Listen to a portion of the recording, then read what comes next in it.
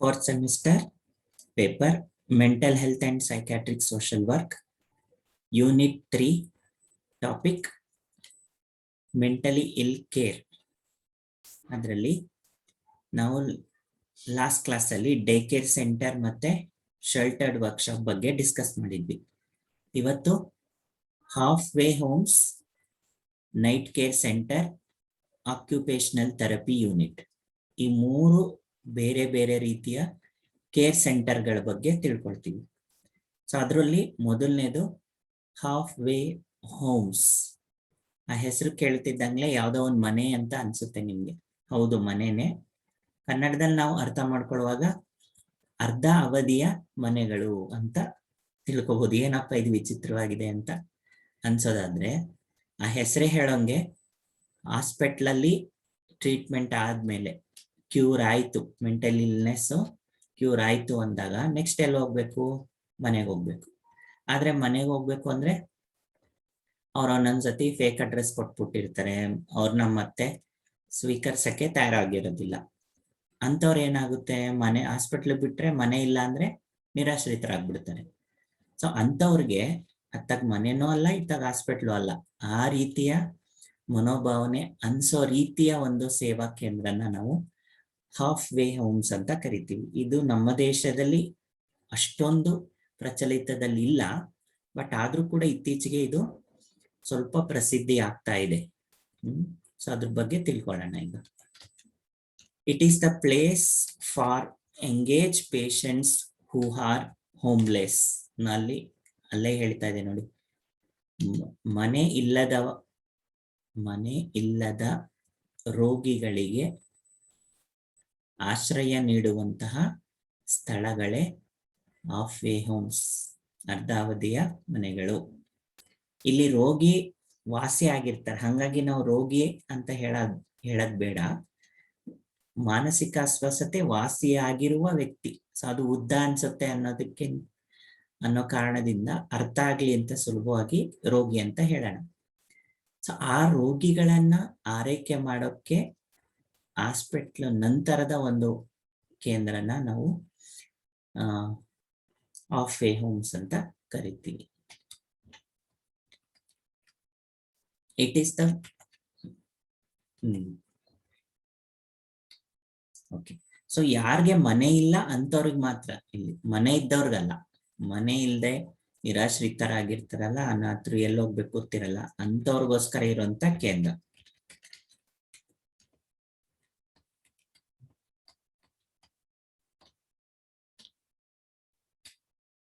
The facilities are to be halfway between hospital and home. ಇಲ್ಲೇ ಇದೆ, ಮನೆ ಮತ್ತು ಆಸ್ಪತ್ರೆಯ ನಡುವಿನ ಅರ್ಧ ಅವಧಿಯ ಸೌಲಭ್ಯಗಳನ್ನು ಒಳಗೊಂಡಂತಹ ಕೇಂದ್ರ. ಅಂದ್ರೆ ಮನೆಯ ರೀತಿಯ ವಾತಾವರಣ ಅಥವಾ ಸೌಲಭ್ಯ ಜೊತೆಯಲ್ಲಿ ಆಸ್ಪತ್ರೆಯಲ್ಲಿ ಸಿಗಬಹುದಾದಂತಹ ಕೆಲವು ನಿರ್ದಿಷ್ಟ ಚಿಕಿತ್ಸೆಯ ಕ್ರಮಗಳು, ಇವೆರಡೂ ಇರುವಂತಹ ಸ್ಥಳಗಳನ್ನ ಹಾಫ್ ವೇ ಹೋಮ್ಸ್ ಅಂತ ಕರಿತೀವಿ. So in this centre there are both hospital like facilities and home like facilities are available. That is called halfway homes. It is the place for families who give fake address to hospitals by hesitating to take patients after the care. ನೋಡಿ, ಅವಾಗಲೇ ಹೇಳ್ದಂಗೆ ಈ ಸ್ಥಳಗಳು, ಈ half way home ಅಂತ ಸ್ಥಳಗಳು ಯಾರಿಗೋಸ್ಕರ ಇರೋದು ಅಂದ್ರೆ, ಆಸ್ಪತ್ರೆಯಿಂದ ಆರೈಕೆಯ ಸೇವೆಯನ್ನು ಮುಗಿಸಿದ ರೋಗಿಗಳಿಗೆ ಅಥವಾ ರೋಗವನ್ನು ವಾಸಿ ಮಾಡಿಕೊಂಡಂತಹ ವ್ಯಕ್ತಿಗಳಿಗೆ ಇರುವಂತಹ ಸ್ಥಳ. ಯಾವ ಕುಟುಂಬ ಸದಸ್ಯರು ರೋಗಿಗಳ ಬಗ್ಗೆ ತಪ್ಪಾದ ವಿಳಾಸವನ್ನು ಆಸ್ಪತ್ರೆಗೆ ನೀಡಿರುತ್ತಾರೋ, ಅಥವಾ ಕುಟುಂಬ ಸದಸ್ಯರು ರೋಗಿಗಳನ್ನು ಕರೆತರಲು ಮುಜುಗರವನ್ನು ವ್ಯಕ್ತಪಡಿಸಿದಾಗ ಅಂತಹ ರೋಗಿಗಳಿಗೆ ಇರುವಂತಹ ಸ್ಥಳ. ನಾನು ಆಗ್ಲೇ ಹೇಳ್ದಂಗೆ ಹಾಸ್ಪಿಟ್ಲಿಂದ ಮನೆಗೆ ಕರ್ಕೊಂಡು ಹೋಗಕ್ಕೆ ಇಷ್ಟಪಡಲ್ಲ, ಅವ್ರನ್ನೆಲ್ಲ ಒಂದ್ ಕಡೆ ಬಿಟ್ಬಿಟ್ಟು ಹೊಟ್ಟೋಗ್ಬಿಡ್ತಾರೆ. ಬಸ್ ಸ್ಟಾಪ್ ರೈಲ್ವೆ ಸ್ಟೇಷನ್ ಅಲ್ಲೆಲ್ಲ ಬಿಟ್ಬಿಟ್ಟು ಹೊಟ್ಟೋಗ್ತಾರೆ, ಅಥವಾ ಅವ್ರನ್ನ ಕರ್ಕೊಂಡ್ ಬರಕ್ಕೆ ಹೋಗೋದಿಲ್ಲ ಎಷ್ಟೋ ವರ್ಷ ಆದ್ರೂ. ಅಂತವರಿಗೋಸ್ಕರ ಇರುವಂತ ಸ್ಥಳನ ಹಾಫ್ ವೇ ಹೋಮ್ಸ್ ಅಂತ ಕರಿತೀವಿ.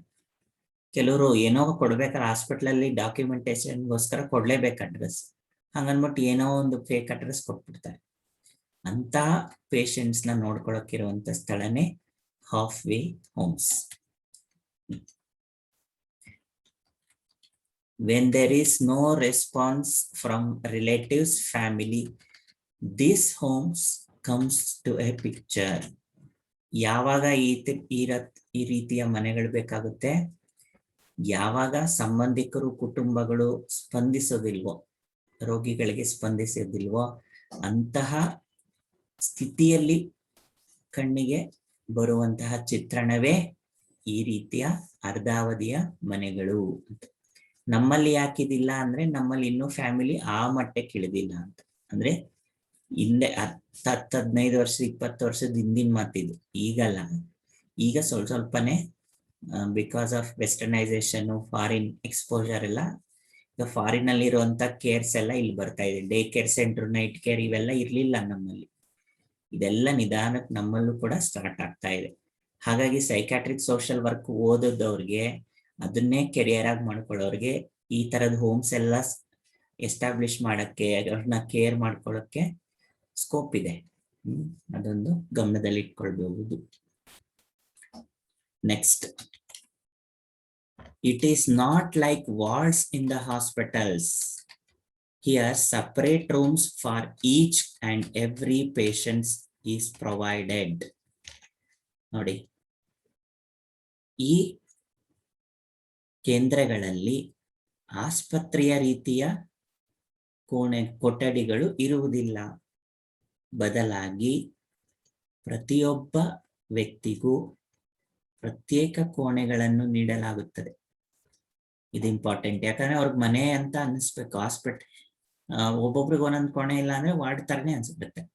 ಹಂಗಾಗಿ ಆಸ್ಪತ್ರೆ ತರ ಅನಿಸ್ಬಾರ್ದು, ಯಾಕಂದ್ರೆ ಅವರು ಚೇತರಿಸ್ಕೊಂಡಿರ್ತಾರೆ, ನಮ್ಗೇನು ಕಾಯಿಲೆ ಇಲ್ಲ ಅಂತ ಅನ್ಕೊಂಡಿರ್ತಾರೆ. ಅಂತವ್ರಿಗೆ ಆರೈಕೆ ಮಾಡೋಕ್ಕಿರುವಂತ ಅಥವಾ ನೋಡ್ಕೊಳಕ್ಕಿರುವಂತ ಕೇಂದ್ರಗಳನ್ನ ಹಾಫ್ ವೇ ಹೋಮ್ಸ್ ಅಂತ ಕರಿತೀವಿ. Patients will be taken care in their place with lot of love and happiness. ಅವರ ಸ್ಥಳದಲ್ಲಿ ಪ್ರೀತಿಯಿಂದ ಸಂತೋಷದಿಂದ ಆರೈಕೆ ಮಾಡಲಾಗುತ್ತದೆ.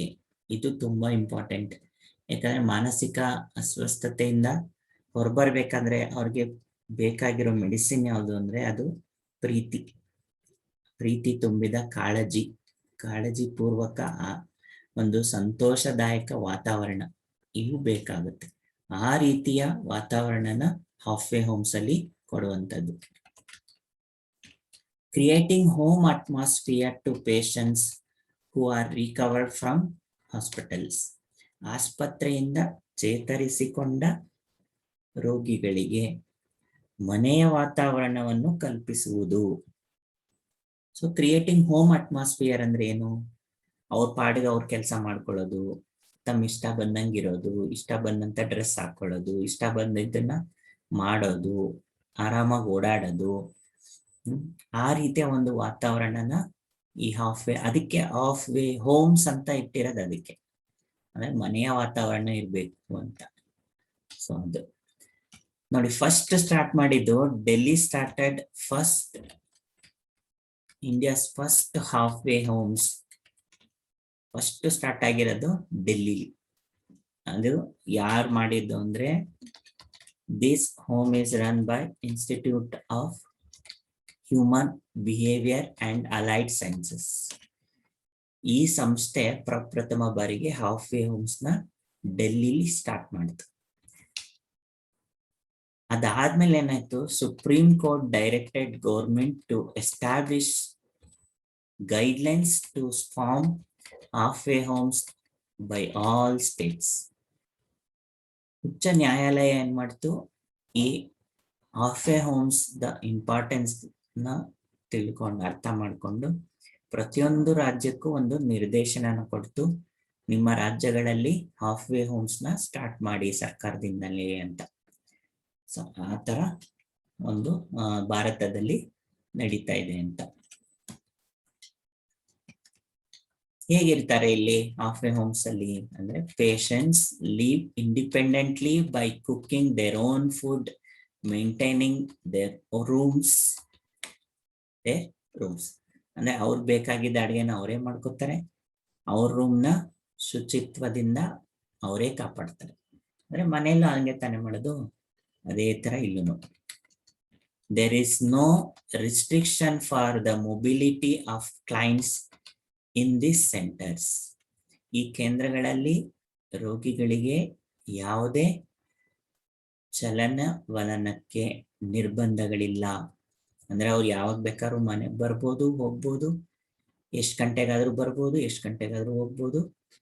ಮನೆಯಲ್ಲಿ ಹಂಗೆ ತಾನೆ, ಯಾರು ಹೇಳೋರಿಲ್ಲ ಕೇಳೋರಿಲ್ಲ. ಅದೇ ತರ ಇಲ್ಲೂ ಕೂಡ.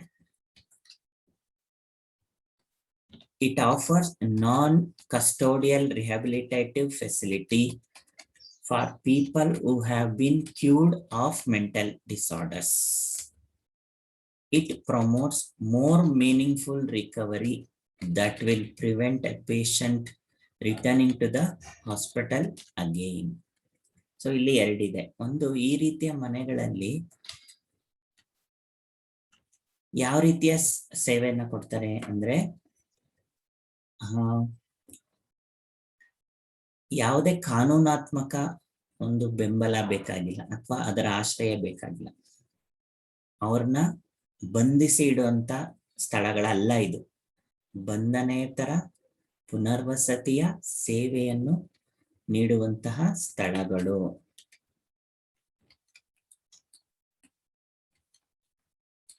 ಯಾರಿಗೆ ಕೊಡೋದು?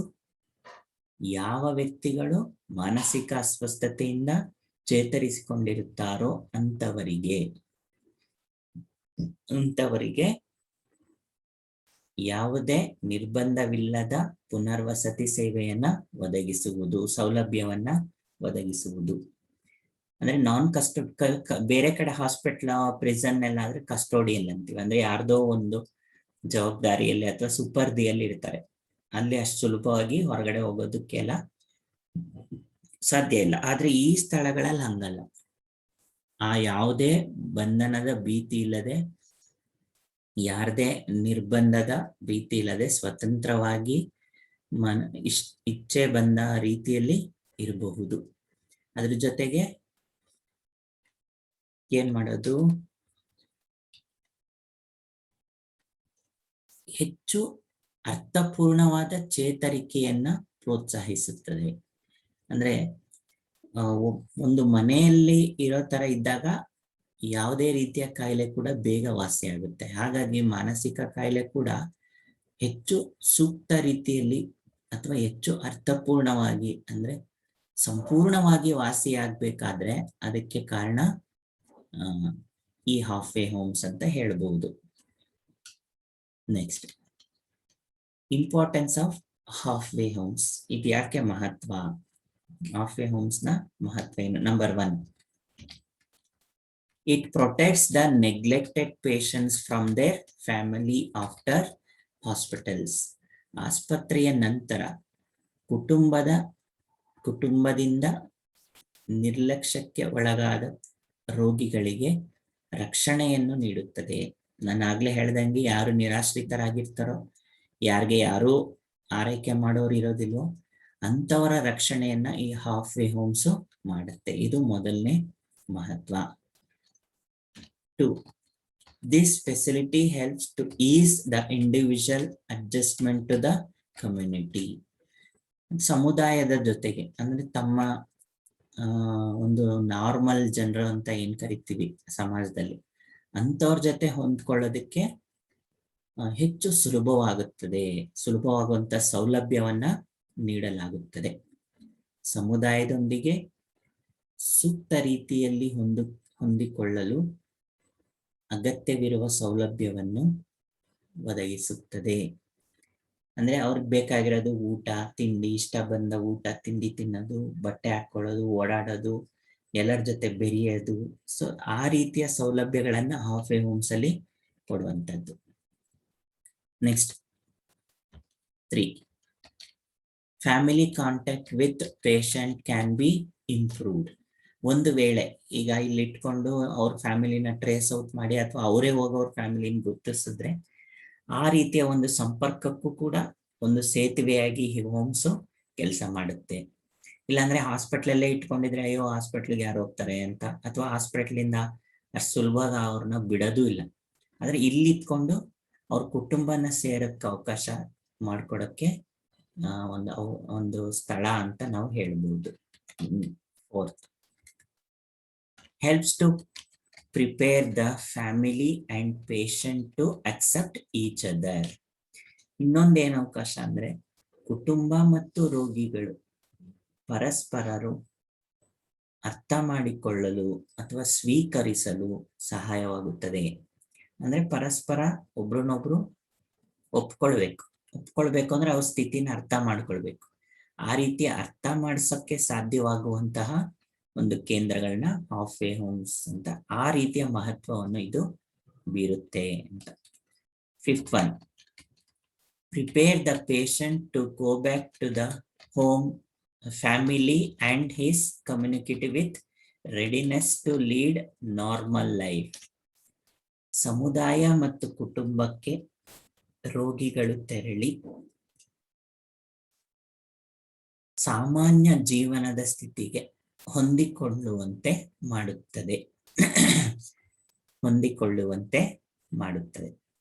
ಅಂದ್ರೆ ಕುಟುಂಬ ಆಸ್ಪತ್ರೆ ನಂತರ ಚೇತರಿಸ್ಕೊಂಡ್ಮೇಲೆ ಅವ್ರು ಮತ್ತೆ ಮನೆಗೆ ಹೋಗಿ ಮನೆಯವ್ರ ಜೊತೆ ಎಲ್ಲ ಸಹಜವಾಗಿ ಹೊಂದ್ಕೊಳ್ಬೇಕು. ಮತ್ತೆ ಅವರ ಸಮುದಾಯದ ಜನರ ಜೊತೆಗೆ, ಸಮುದಾಯ ಅಂದ್ರೆ ಇಲ್ಲಿ ಜಾತಿ ಧರ್ಮ ಅಲ್ಲ, ಅವರವರ ಮನೆ ಇರುವಂತಹ ಪ್ರದೇಶಗಳಲ್ಲಿ ಇರುವಂತ ಜನರ ಜೊತೆ ಮುಂಚೆ ಹೇಗಿದ್ರು, ಕಾಯಿಲೆ ಬರಕ್ ಮುಂಚೆ ಹೇಗಿದ್ರು ಹಾಗೆ ಈಗ್ಲೂ ಇರಕ್ಕೆ ಸಾಧ್ಯ ಆಗಕ್ಕೆ ಏನೇನೆಲ್ಲ ಹೊಂದಾಣಿಕೆಯ ಅಗತ್ಯ ಇದೋ ಅದೆಲ್ಲವನ್ನು ಪೂರೈಸಕ್ಕೆ ಈ ಕೇಂದ್ರಗಳು ಸಹಾಯ ಮಾಡುತ್ತವೆ, ಹಾಫ್ ವೇ ಹೋಮ್ಸ್. ಸೊ ಇದಿಷ್ಟು ಹಾಫ್ ವೇ ಹೋಮ್ಸ್ ಬಗ್ಗೆ. ನೆಕ್ಸ್ಟ್, ಆಕ್ಯುಪೇಷನಲ್ ಥೆರಪಿ ಯೂನಿಟ್, ಔದ್ಯೋಗಿಕ ಚಿಕಿತ್ಸಕ ಘಟಕಗಳು. ಆ ಹೆಸರಲ್ಲೇ ಇದೆ, ರೋಗಿಗಳಿಗೆ ಒಂದು ವ್ಯವಸ್ಥಿತವಾಗಿ ಸ್ವಾವಲಂಬಿಯಾಗಿ ಉದ್ಯೋಗದ ತರಬೇತಿಗಳು ಜೊತೆಗೆ ಚಿಕಿತ್ಸೆ ಇವೆರಡನ್ನೂ ಕೊಡುವಂತ ಘಟಕಗಳು ಆಸ್ಪತ್ರೆಯೊಳಗಡೆ ಇರುತ್ತೆ. ಸೊ ಅದ್ರ ಬಗ್ಗೆ ನಾವು ಇವಾಗ ತಿಳ್ಕೊಳ್ಳೋಣ. This is a rehabilitative therapeutic educational professional services. ಇದು ಒಂದು ಪುನರ್ವಸತಿಯ, ಚಿಕಿತ್ಸೆಯ, ಶೈಕ್ಷಣಿಕ ವೃತ್ತಿಯ ಸೇವೆಯನ್ನು ಒದಗಿಸುವ ಸ್ಥಳವಾಗಿದೆ. ಅಂದ್ರೆ ಸಿಸ್ಟಮ್ಯಾಟಿಕ್ ಆಗಿ ಅವ್ರಿಗೆ ಏನ್ ಸ್ಕಿಲ್ಸ್ ಬೇಕು, ಏನ್ ಟೆಕ್ನಿಕ್ಸ್ ಬೇಕು, ಯಾವ ರೀತಿಯ ಟ್ರೈನಿಂಗ್ ಬೇಕು, ಅದನ್ನ ಕೊಡಕ್ಕೆ ಯಾವ ರೀತಿಯ ಟ್ರೈನರ್ಸ್ ಇರಬೇಕು, ಸ್ಟಾಫ್ ಇರಬೇಕು. ಸೊ ಇದೆಲ್ಲಾನು ಒದಗಿಸುವಂತಹ ಒಂದು ಸ್ಥಳನೇ ಆಕ್ಯುಪೇಷನಲ್ ಥೆರಪಿ ಯೂನಿಟ್, OTU ಅಂತ ನಾವು ಕರಿತೀವಿ.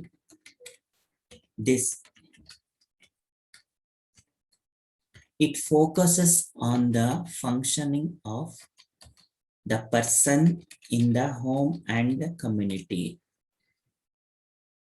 ಈ ಘಟಕಗಳು ಪ್ರಮುಖವಾಗಿ ರೋಗಿ ತನ್ನ ಕುಟುಂಬ ಮತ್ತು ಸಮುದಾಯಕ್ಕೆ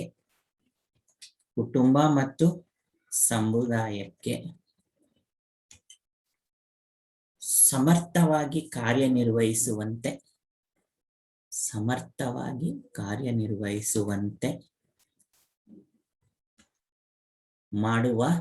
ಮಾಡುವಲ್ಲಿ ಗಮನ ಹರಿಸುತ್ತದೆ. ಈಗ ಒಬ್ಬ ವ್ಯಕ್ತಿ ಆಸ್ಪತ್ರೆಯಿಂದ ಡಿಸ್ಚಾರ್ಜ್ ಆದ್ಮೇಲೆ ಬರ್ಬೇಕು, ನೆಕ್ಸ್ಟ್ ಏನ್ ಮಾಡ್ಬೇಕು, ಅವ್ನ ಮನೇಲಿ ಹೇಗಿರ್ಬೇಕು, ಅವ್ನ ಸಮುದಾಯದಲ್ಲಿ ಹೇಗಿರ್ಬೇಕು, ಈಗ ಒಂದ್ ವೇಳೆ ಅವ್ನ ಕೆಲ್ಸಕ್ಕೆ ಹೋಗಕ್ ಸ್ಟಾರ್ಟ್ ಮಾಡಿದ್ರೆ ಅಲ್ಲಿ ಹೇಗಿರ್ಬೇಕು, ಆ ರೀತಿಯಲ್ಲಿ ಹೇಗ್ ಹೊಂದಿಸ್ಬೋದು ಅನ್ನೋದ್ರ ಬಗ್ಗೆ ಗಮನ ಹರಿಸುತ್ತೆ ಈ ಒಂದು ಆಕ್ಯುಪೇಷನಲ್ ಥೆರಪಿ ಯೂನಿಟ್.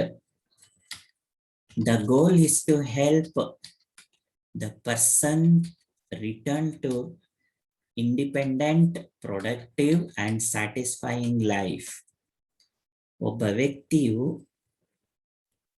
ತನ್ನ ಜೀವನದಲ್ಲಿ ತೃಪ್ತಿಕರವಾಗಿ ಉತ್ಪಾದಕತೆಯಿಂದ ಮತ್ತು ಸ್ವಾವಲಂಬಿಯಾಗಿ ಕುಟುಂಬಕ್ಕೆ ಮರಳುವಂತೆ ಮಾಡುವುದೇ ಪ್ರಮುಖ ಗುರಿಯಾಗಿದೆ. ಅಂದ್ರೆ ಒಬ್ಬ ವ್ಯಕ್ತಿಯನ್ನ, ಮಾನಸಿಕ ರೋಗ ಬಂದಿರುವಂತ ವ್ಯಕ್ತಿಯನ್ನ ಅವನ ಚಿಕಿತ್ಸೆಯ ಜೀವನದ ನಂತರ ಅವನ ಕುಟುಂಬದ ಜೊತೆಗೆ ತೃಪ್ತಿಕರವಾಗಿ ಜೀವನ ಮಾಡಬೇಕು, ಉತ್ಪಾದಕ್ಕೆ ಉಪಯುಕ್ತ ಅನ್ನಿಸ್ಬೇಕು, ಪ್ರಯೋಜಕ ಅನ್ನಿಸ್ಬೇಕು, ಮತ್ತೆ ಸ್ವಾವಲಂಬಿಯಾಗಿ ತನ್ನ ಕೆಲಸ ತಾನೇ ಮಾಡ್ಕೊಳ್ಳೋ ರೀತಿಯಲ್ಲಿ ಎಲ್ಲಾ ಕೌಶಲ್ಯಗಳನ್ನು ಕಲಿಬೇಕು ಅನ್ನೋದೇ ಈ ಒಂದು ಘಟಕದ ಪ್ರಮುಖ ಗುರಿ. To make him more independent, to maintain his daily living, and he should be a productive, he should earn, he should prove that he is useful, helpful to family and community, and not just that he should lead a satisfied life. You should feel happy to lead the life. That is the goal of this OTU. Next, this therapist comprises a part of hospital's multidisciplinary staff. ಈ occupational therapist ಅಂತ ಇರ್ತಾರೆ, occupational therapist ಅಂತ, ಅವರು ಕೂಡ multidisciplinary team ಅಂತ ಇರುತ್ತೆ, ಬಹುಶಿಸ್ತೀಯ ತಂಡ ಒಂದು ಆಸ್ಪತ್ರೆಯಲ್ಲಿ. ಸೈಕ್ಯಾಟ್ರಿಕ್ ಹಾಸ್ಪಿಟಲ್ ಎಸ್ಪೆಷಲಿ ನಾವು ಮೆಂಟಲ್ ಹೆಲ್ತ್ ಕೇರ್ ಅಲ್ಲಿ ನೋಡ್ತೀವಿ, ಅಲ್ಲಿ ಈ ಥೆರಪಿಸ್ಟ್ ಕೂಡ ಒಂದು ಪ್ರಮುಖ ಪಾತ್ರವನ್ನ ವಹಿಸ್ತಾರೆ ಅಂತ. This service is given to hospitalized patients. ಆಸ್ಪತ್ರೆಯಲ್ಲಿ ದಾಖಲಿಸಿದ ರೋಗಿಗಳಿಗೆ ನೀಡುವ ಸೇವೆಗಳು. ಇದು ಆಸ್ಪತ್ರೆ ಒಳಗಡೆನೆ ಕೊಡುವಂಥದ್ದು. ಅವ್ರು ಚೇತರಿಸ್ಕೊತಾ ಇರ್ತಾರೆ, ಜೊತೆಯಲ್ಲಿ ಅವ್ರಿಗೆ ಚಿಕಿತ್ಸೆಯನ್ನು ಕೊಡ್ತಾ ತರಬೇತಿಯನ್ನು ಕೊಡುತ್ತೆ. ಆ ರೀತಿಯ ಸೇವೆ ಕೊಡುವಂತಹ ಒಂದು ಕೇಂದ್ರನ OTU ಅಂತ ಕರಿತೀವಿ. It facilitates social functioning in an attempt to improve functional independence in life. ಜೀವನದಲ್ಲಿ ಸಮರ್ಥವಾಗಿ ಸ್ವಾವಲಂಬಿಯಾಗಿ ಕಾರ್ಯವನ್ನು ನಿರ್ವಹಿಸುತ್ತಾ ತನ್ನ ಸಾಮಾಜಿಕ ಕ್ರಿಯೆಯನ್ನು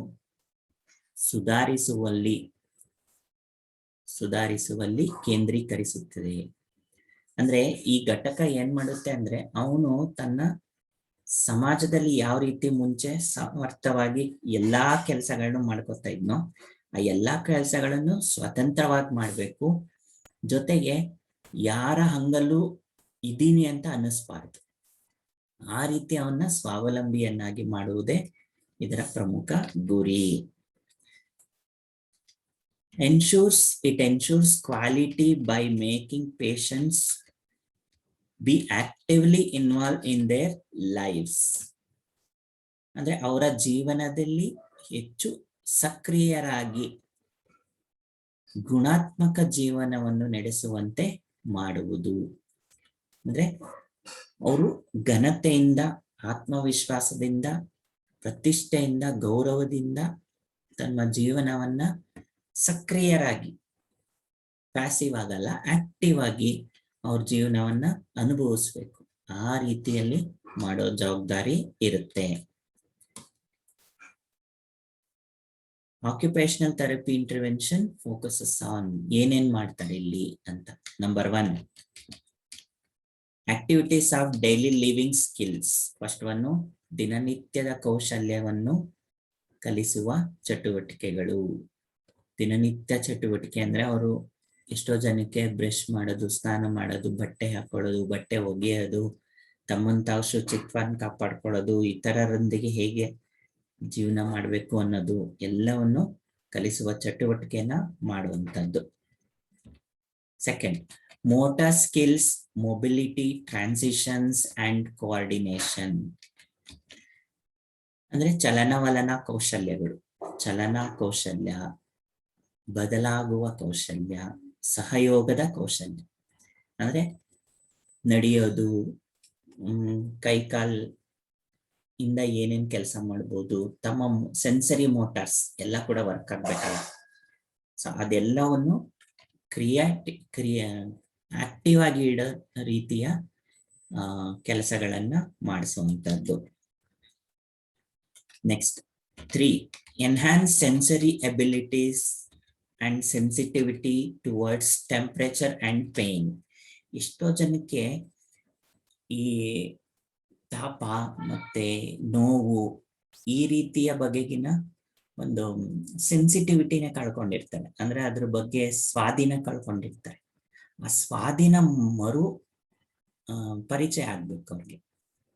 ಆ ರೀತಿಯ ಚಟುವಟಿಕೆಗಳನ್ನು ಕೊಡುವಂಥದ್ದು. ಅಂದ್ರೆ ಅವ್ರಿಗೆ ಸೆನ್ಸರಿ ಎಬಿಲಿಟಿ, ಇಂದ್ರಿಯಗಳ ಶಕ್ತಿ, ಅದು ಟೇಸ್ಟ್, ಸ್ಮೆಲ್, ಟಚ್, ಈ ರೀತಿಯ ಹಿಯರಿಂಗ್. ಯಾಕಂದ್ರೆ ಎಷ್ಟೋ ಜನಕ್ಕೆ ಸೆನ್ಸರಿ ಪರ್ಸೆಪ್ಷನ್ ಹೊರಟೋಗಿರುತ್ತಲ್ಲ, ಇಂದ್ರಿಯಗಳ ಗ್ರಹಿಕೆನೆ ಹೊರಟೋಗಿರುತ್ತೆ ಕಾಯಿಲೆ ಬಂದಾಗ.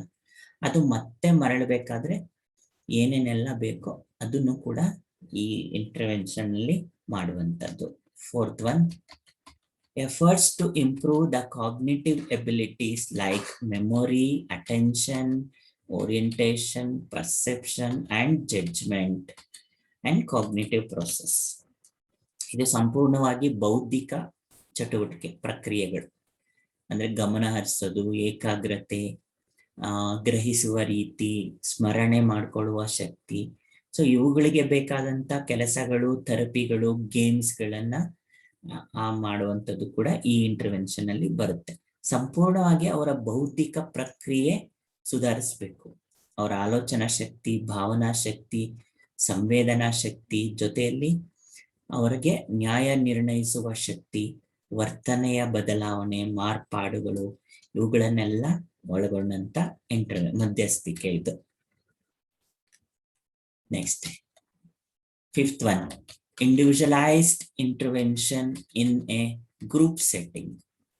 ಸಾಮೂಹಿಕವಾಗಿ ಇರುವಂತಹ ಕೇಂದ್ರಗಳಲ್ಲಿ ವೈಯಕ್ತಿಕವಾದಂತಹ ಮಧ್ಯಸ್ಥಿಕೆಯ ಪೂರೈಕೆ.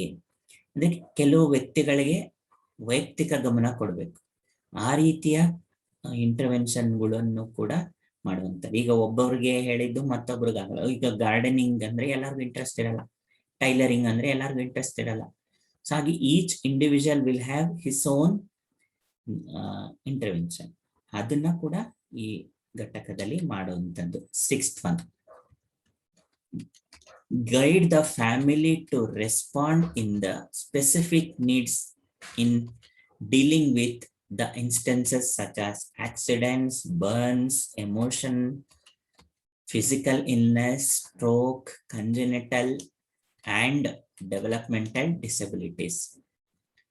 ಕುಟುಂಬಕ್ಕೆ ಮಾರ್ಗದರ್ಶನ ನೀಡೋದು, ಪ್ರತ್ಯೇಕ ಅಗತ್ಯಗಳನ್ನು ಯಾವ ರೀತಿಯಲ್ಲಿ ಪೂರೈಸಿಕೊಳ್ಳಬೇಕು, ಕೆಲವು ತುರ್ತು ಅಗತ್ಯಗಳಲ್ಲಿ ಯಾವ ರೀತಿಯಲ್ಲಿ ಸ್ಪಂದಿಸಬೇಕು ಎಂದು ಮಾರ್ಗದರ್ಶನ ನೀಡುವುದು. ಉದಾಹರಣೆ, ಅಪಘಾತ, ಸುಟ್ಟ ಗಾಯಗಳಾದಾಗ, ಸ್ಟ್ರೋಕ್ ಆದಾಗ, ಅಥವಾ ಏನಾದರೂ ಕಾಯಿಲೆಗಳು ಬಂದಾಗ, ಅಥವಾ ಮಾನಸಿಕ ವಿಕಲತೆ ಉಂಟಾದಾಗ ಯಾವ ರೀತಿಯಲ್ಲಿ ಸ್ಪಂದಿಸ್ಬೇಕು ಅನ್ನೋದನ್ನು ಕೂಡ ಕಲಿಸ್ಕೊಡುವಂಥದ್ದು. ಈಗ ಇವರು ಹೋಗ್ತಾರೆ, ಮತ್ತಿನ್ನೊಬ್ರಿಗೊಬ್ಬರು ಬಹುದು ಮನೆಯಲ್ಲಿ, ಅಂತ ಟೈಮಲ್ಲಿ ಹೇಗೆ ಪ್ರತಿಕ್ರಿಯಿಸ್ಬೇಕು ಅಂತ ಮಾರ್ಗದರ್ಶನ ನೀಡುವಂಥದ್ದು. ಇದಿಷ್ಟು ಆಕ್ಯುಪೇಷನಲ್ ಥೆರಪಿ ಯೂನಿಟ್ ಅಲ್ಲಿ. ನೆಕ್ಸ್ಟ್ ಥೆರಪ್ಯೂಟಿಕ್ ಪ್ರಾಸೆಸ್, ಹೇಗ್ ಮಾಡೋದು ಚಿಕಿತ್ಸೆಯನ್ನ ಇಲ್ಲಿ ಅಂತ. ಮೊದಲನೇದು, in-depth assessment design to determine the patient functional status. ರೋಗಿಯ ಸದ್ಯದ ಸ್ಥಿತಿಯನ್ನು ಅರ್ಥ ಮಾಡಿಕೊಳ್ಳಲು ಆಳವಾದ ಅಧ್ಯಯನವನ್ನು ವಿನ್ಯಾಸಗೊಳಿಸುವುದು. ಅಂದ್ರೆ ಕೆಲವ್ರನ್ನ ಅರ್ಥ ಮಾಡ್ಕೊಳ್ಳೋಕೆ ಕೆಲವು ಟೆಕ್ನಿಕ್ಸ್ ಬೇಕಾಗುತ್ತೆ, ಇನ್ಡೆಪ್ತ್ ಅಸೆಸ್ಮೆಂಟ್ ಬೇಕಾಗುತ್ತೆ, ಅಂದ್ರೆ ಅವ್ರನ್ನ ಸುದೀರ್ಘವಾದ ಆಳವಾದ ಅಧ್ಯಯನ ಬೇಕಾಗುತ್ತೆ. ಅದನ್ನ ಫಸ್ಟ್ ಮಾಡೋದು, ಇದು ಮೊದಲನೇದು process. Second one, set the therapeutic goals. ಚಿಕಿತ್ಸೆಯ ಗುರಿಯನ್ನು ನಿರ್ಧರಿಸಿಕೊಳ್ಳೋದು. ಈಗ ಅಲ್ಪಾವಧಿಯ, ದೀರ್ಘಾವಧಿಯ, ಯಾವ ಸ್ವರೂಪದಾಗಿರ್ಬೇಕು, ಯಾವ ತರದ್ದಾಗಿರ್ಬೇಕು, ಅದನ್ನೆಲ್ಲ ಗುರಿಯಾಗ ನಿರ್ಧರಿಸ್ಕೊಳ್ಳೋದು. Next third one, duration, pace and frequency of treatment are determined based on the reason for the treatment and patient's medical diagnosis. ರೋಗಿಯ ವೈದ್ಯಕೀಯ ಪರೀಕ್ಷೆ ಮತ್ತು ಚಿಕಿತ್ಸೆಯ ಆಧಾರದ ಮೇಲೆ ಅವರಿಗೆ ಚಿಕಿತ್ಸೆಯ ವೇಗ, ಮಿತಿ ಮತ್ತು ಅವಧಿಯನ್ನು ನಿರ್ಧರಿಸುವುದು. ಈಗ ಕೆಲವರಿಗೆ 15 days ಸಾಕಾಗುತ್ತೆ, ಕೆಲವ್ರಿಗೆ 1 month ಬೇಕಾಗುತ್ತೆ, ಕೆಲವರಿಗೆ 3 months ಬೇಕಾಗುತ್ತೆ, ಕೆಲವರಿಗೆ 6 months ಬೇಕಾಗುತ್ತೆ, ಕೆಲವರಿಗೆ ಫಾಸ್ಟ್ ಆಗಿ ಕೊಟ್ರೆ ತಗೋತಾರೆ, ಕೆಲವರಿಗೆ ಸ್ಲೋ ಆಗಿ ಕೊಡಬೇಕಾಗುತ್ತೆ. ಸೊ ಆ ರೀತಿಯಲ್ಲಿ ಅವರವರ ವೈದ್ಯಕೀಯ ಹಿನ್ನೆಲೆಯನ್ನು ಆಧರಿಸಿ ಚಿಕಿತ್ಸೆಯನ್ನ, ಪ್ರಮಾಣವನ್ನ, ಅವಧಿಯನ್ನ, ಸ್ವರೂಪವನ್ನ ನೀಡುವಂಥದ್ದು. ಅದನ್ನು ಕೂಡ ನಾವು ಈ ಥೆರಪೆಟಿಕ್ ಪ್ರೋಸೆಸ್ ಅಲ್ಲಿ ನೋಡ್ತೀವಿ. ನೆಕ್ಸ್ಟ್ ನಾಲ್ಕನೇದು, taking into consideration the patient sensory, motor, cognitive, emotional and social activities. ರೋಗಿಗಳ ಚಲನವಲನ ಅಥವಾ ಇಂದ್ರಿಯ ಶಕ್ತಿ, ಚಲನವಲನ ಶಕ್ತಿ, ಬೌದ್ಧಿಕ ಶಕ್ತಿ, ಸಂವೇದನಾ ಶಕ್ತಿ ಮತ್ತು ಸಾಮಾಜಿಕ ಚಟುವಟಿಕೆಗಳನ್ನ ಆಧರಿಸಿ ಅವ್ರಿಗೆ ಚಿಕಿತ್ಸೆಯನ್ನ ನೀಡಬೇಕಾಗತ್ತೆ. ಅವರ ಬುದ್ಧಿ ಸಾಮರ್ಥ್ಯ ಎಷ್ಟಿದೆ, ಅವ್ರು ಯಾವ ರೀತಿ ಸ್ಪಂದಿಸ್ತಾರೆ, ಯಾವ ರೀತಿ ಪ್ರತಿಕ್ರಿಯಿಸ್ತಾರೆ, ಯಾವ ರೀತಿ ಸಂಬಂಧಗಳನ್ನ ಏರ್ಪಡಿಸ್ಕೊಳ್ತಾರೆ, ಯಾವ ರೀತಿ ತಮ್ಮನ್ನ ತಾವು ಬಿಂಬಿಸ್ಕೊಳ್ತಾರೆ, ತಮ್ಮ ವ್ಯಕ್ತಿತ್ವ ಹೇಗಿದೆ, ಅವರ ಇಂದ್ರಿಯಗಳ ಶಕ್ತಿ ಹೇಗಿದೆ, ಅವರ ಚಲನವಲನ ಶಕ್ತಿ ಹೇಗಿದೆ, ಇವೆಲ್ಲವನ್ನು ಗಮನದಲ್ಲಿ ಇಟ್ಕೊಳ್ಬೇಕು. Fifth one, treatment is comprised of practicing daily tasks in a safe, appropriate, adapted environment to resemble the home, and if necessary, accessories are used in order to help the patient to reach maximum independence in functioning despite his or her disability and current level of difficulty. ಯಾವ ವ್ಯಕ್ತಿಗಳಿಗೆ ಪ್ರಸ್ತುತ ಸಂಕಷ್ಟಗಳು ಅಥವಾ ವಿಕಲತೆಗಳು ಇದ್ದಾಗಿಯೂ ಅವರ ಸಾಮರ್ಥ್ಯವೇನು ಎಂಬುದನ್ನು ಮನೆಯ ರೀತಿಯ ವಾತಾವರಣವನ್ನು ಸೃಷ್ಟಿಸಿ ಚಿಕಿತ್ಸೆಯನ್ನು ದಿನನಿತ್ಯ ಸೂಕ್ತ ರೀತಿಯಲ್ಲಿ ಸೂಕ್ತ ಸಾಧನಗಳನ್ನು ಬಳಸಿಕೊಂಡು ಚಿಕಿತ್ಸೆಯನ್ನು ನೀಡುವುದು. ಈಗ ಕೆಲವ್ರಿಗೆ ಸಿವಿಯರ್ ಇರುತ್ತೆ, ಕೆಲವ್ರಿಗೆ ಮೈಲ್ಡ್ ಇರುತ್ತೆ, ಕೆಲವ್ರಿಗೆ ಮಾಡರೇಟ್ ಇರುತ್ತೆ, ಕೆಲವ್ರು ಹೇಳಿದ ತಕ್ಷಣ ಅರ್ಥ ಮಾಡ್ಕೊಂಡು ಮಾಡ್ತಾರೆ, ಕೆಲವ್ರು ಮಾಡಲ್ಲ. ಸೊ ಆ ರೀತಿಯಲ್ಲಿ ಅವರವರಿಗೆ ಬೇಕಾದ ಅಗತ್ಯಗಳನ್ನು, ಚಿಕಿತ್ಸೆಯನ್ನು ಮನೆಯ ರೀತಿಯ ವಾತಾವರಣದಂತೆ ಸೂಕ್ತ ರೀತಿಯಲ್ಲಿ ಸೂಕ್ತ ಸಮಯದಲ್ಲಿ ನೀಡೋದೇ ಈ ಥೆರಪ್ಯೂಟಿಕ್ ಪ್ರೋಸೆಸ್ನ ಟ್ರೀಟ್ಮೆಂಟ್ ಅಂತ ನಾವು ಹೇಳ್ಬೋದು. ನೆಕ್ಸ್ಟ್ ಆದಷ್ಟು ಆಕ್ಯುಪೇಷನಲ್ ಥೆರಪಿ. ಈಗ ನೆಕ್ಸ್ಟ್ ನೈಟ್ ಕೇರ್ ಸೆಂಟರ್, ರಾತ್ರಿ ವೇಳೆಯ ಸೇವಾ ಕೇಂದ್ರಗಳು. ಆ ಹೆಸರೇ ನಿಮ್ಗೆ ಗೊತ್ತಾಗ್ಬಿಡುತ್ತೆ. ಈಗ ಡೇ ಕೇರ್ ಸೆಂಟರ್ ಡೇ, ಇದು ನೈಟ್ ಕೇರ್ ಸೆಂಟರ್ ನೈಟ್ ಅಂತ.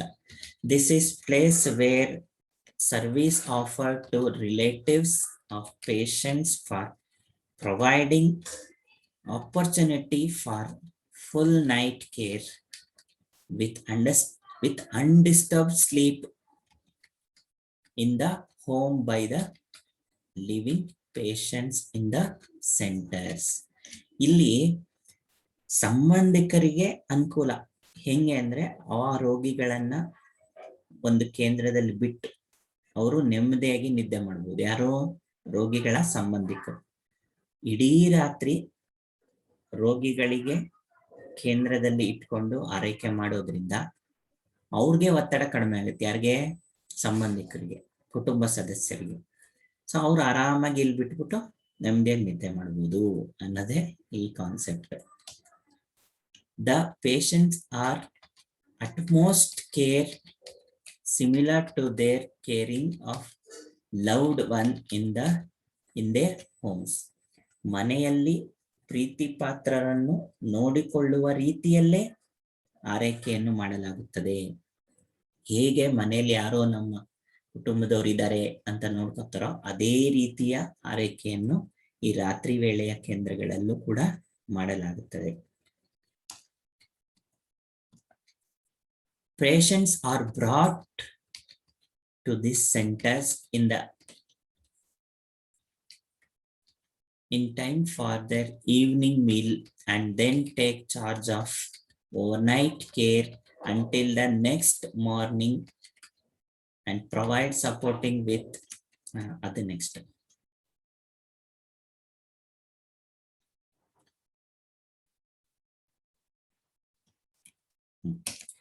ಸೊ ಏನೇನ್ ಮಾಡೋದು ಅಂದ್ರೆ ಇಲ್ಲಿ ಪೇಷಂಟ್ಸ್ ನ ಸಂಜೆ ಒಂದು ತಿಂಡಿ ವೇಳೆಗೆ ಅಂದ್ರೆ ಒಂದು 5-6 ಗಂಟೆ ಕರ್ಕೊಂಬಂದ್ ಬಿಡೋದು.